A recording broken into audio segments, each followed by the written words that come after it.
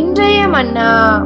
அவர் தம்முடைய கண்களை நீதிமான்களை விட்டு விலக்காமல் அவர்களை ராஜாக்களோடு கூட சிங்காசனத்தில் ஏறவும் உயர்ந்த ஸ்தலத்தில் என்றென்றைக்கும் உட்கார்ந்திருக்கவும் செய்கிறார்.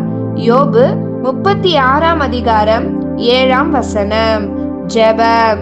நீதிமான்களை விட்டு விலகாத எங்கள் தேவனாகிய கர்த்தாவே, உமக்கு ஸ்தோத்திரம்.